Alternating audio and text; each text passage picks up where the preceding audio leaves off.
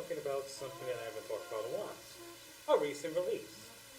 When it comes to the Marvel Cinematic Universe, in my opinion, the Thor films, at least the first two at this point, have been kind of some of the weaker films of that universe. Well, those and Age of Ultron, but I'm getting off track. To me, even though the Thor films do have great casting, a few memorable action scenes, and that's about it. They always wait for a movie starring the God of Thunder. The first and second one, to me, felt like wasted potential. As instead of exploring what they can do with the God of Thunder, the first one settled for a fish out of water story, while the second one, seemed like a step in the right direction, but was weighed down by rather underwhelming humor and a rather boring, boring location. Even for something called the Dark World, I would expect that something that leaves a lot to the human imagination.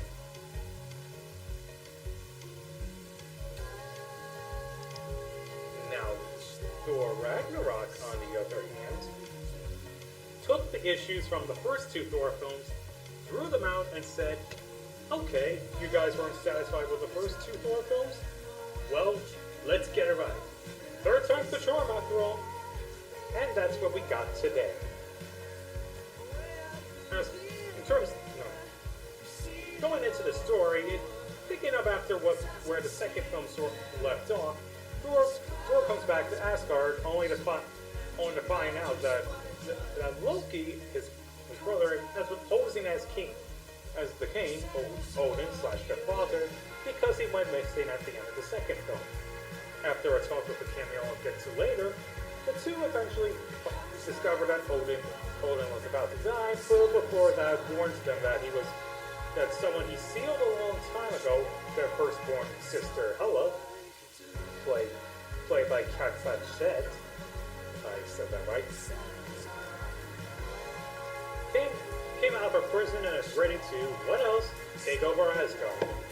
During the confrontation, including Loki and Thor trying to go back to Asgard, the two eventually get stuck into a different part of the universe, where Thor ends up becoming a gladiator and having been forced to fight in an arena match that is usually held by the Grand Master, played by Jeff Goldblum. Along the way, he meets a lady named Valkyrie who may or may not have connections to Asgard. The Hulk, who ended up here after his crazy plane joyride in Age of Ultron, and with the three of them, along with his brother, along with Loki, they devise a way to get off this planet and save Asgard just in time. Now, one thing I like about this movie is that it's, instead of just sticking to the location of just Earth, we get to see a brand new world. We see it's a little bit of its see a little bit about the city, how it's run, and we even get to see several of the inhabitants here, and are, I might say, pretty uniquely designed.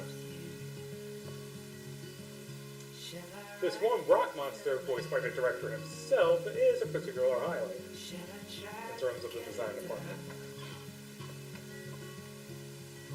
Another thing that's interesting is the tone of the film.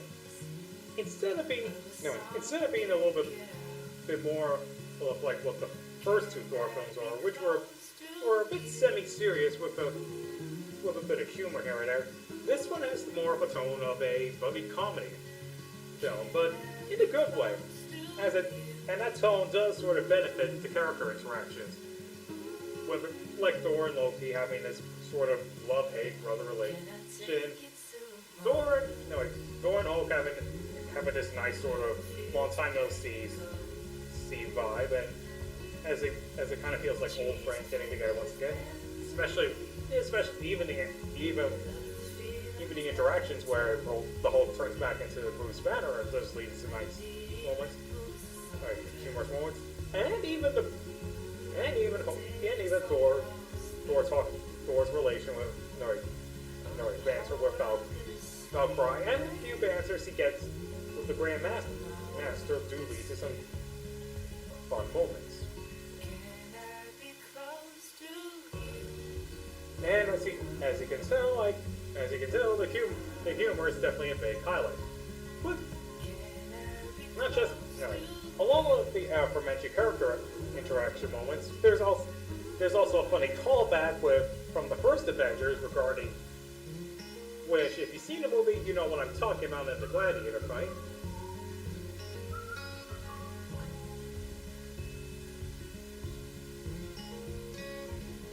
Sorry. Oh yeah.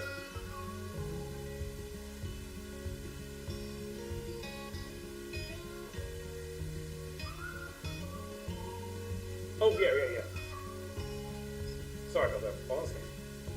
Just making it go out. And some of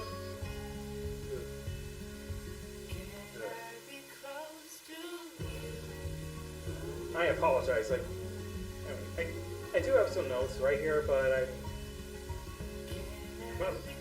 don't know. But I'll try this.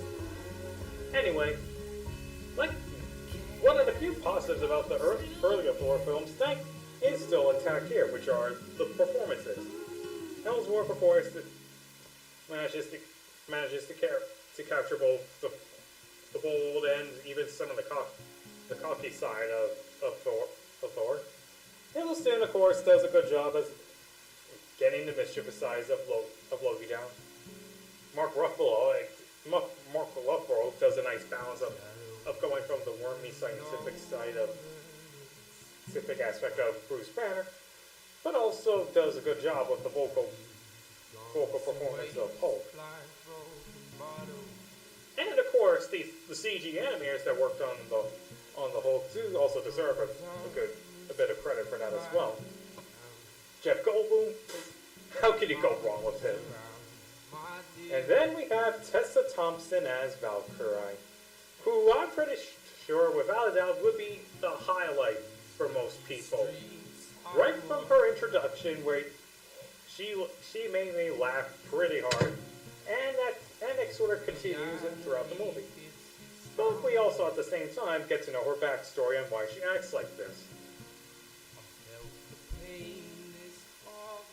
On the side, and as for Hela,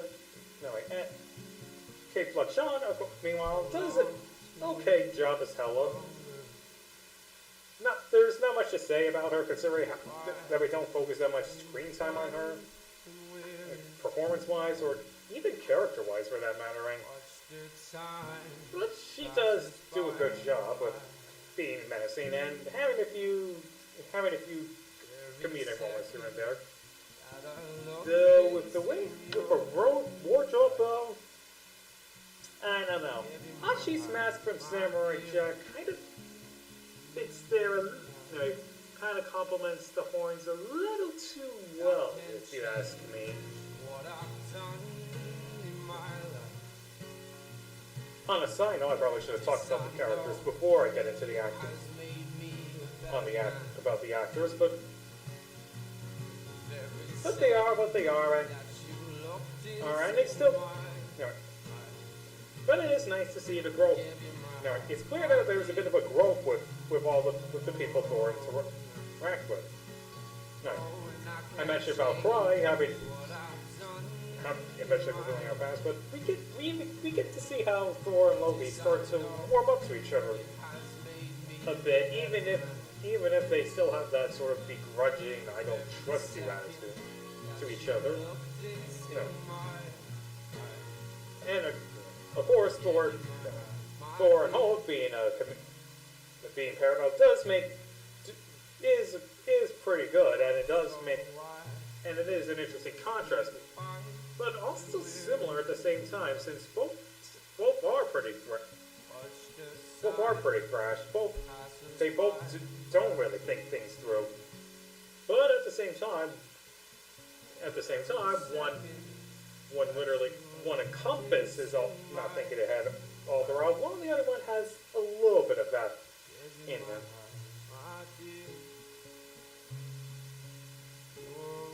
The other characters do play while playing a role. No, I do. The other characters that are in the movie here there are solid. The little while Odin doesn't have that much screen time, he does.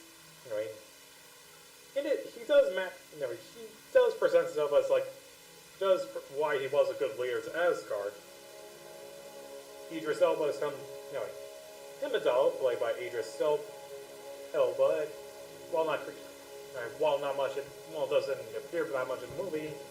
His appearances are appreciated, are nice, and we do get to see him in some of his more badass moments.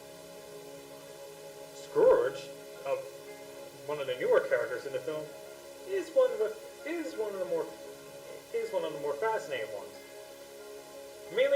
Mainly because he's someone who filled in for Heimdall during his absence, but only to become Hela's henchman, and was initially going along with it, but over the time realizes what he was doing was wrong and leads to the big sacrifice.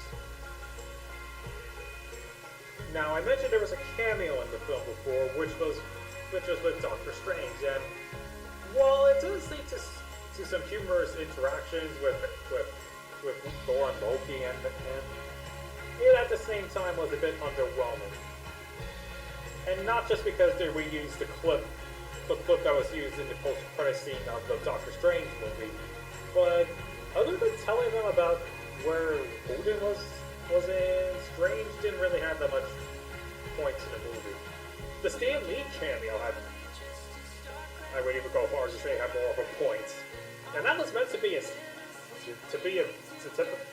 running gag of the series since it's Stan Lee.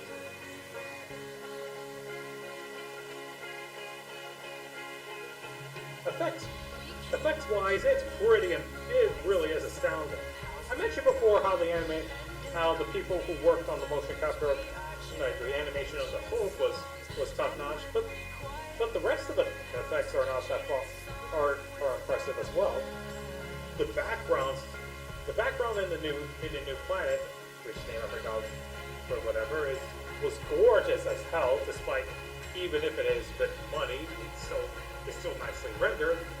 Asgard is as lovely as ever, and the effects on the undead warriors, the monster Thor fought before, and the giant wolf Hela had, do look like they fit into the environment with the live action. The characters work very well. I really have to commend the character animation on the giant wolf, especially. Okay, I talked about the story, characters, humor, and the action. But what about the story, characters, humor, and the effects of the film? But what about the action? That is a big part of the Marvel Cinematic Universe. So isn't it just as good as those? Hell yeah! Rather it be the gladiator fight between Thor and Hulk, the climax at the end in the bridge, the moment where Hela faces off with and one scene in the climax that I dare not spoil, but it does lead to a semi-humorous joke, and even some of the few bits we see Heimdall defend the residents of Asgard from the undead warriors, as well as the big chase scene between Thor, Hulk, and Valkyrie against the Grandmaster and his spaceships. They're fast paced, but they don't shoot it in a way that's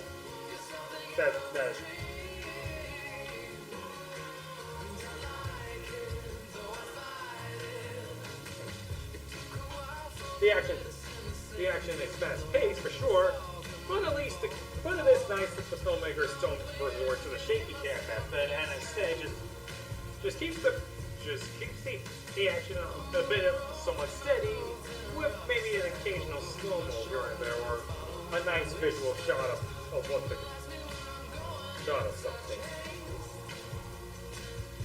So, overall, it's like I said before.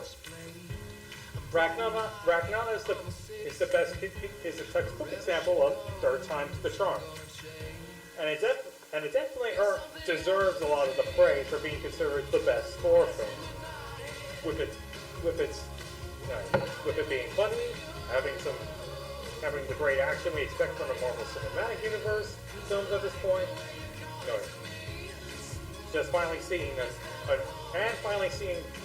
seeing Thor presented in a bad as seeing these great characters return as well as some new ones. It just makes this at last the one good Thor film we've been waiting for. If you are someone like me who's a fan of the cinematic universe or someone that enjoys the first two Thor films, since I know I have been negative on that, but I can understand why the first two films have an appeal for people. This is a definite must-see. Now, thank you all for joining with me on Film Tone, and I'll see you all next time.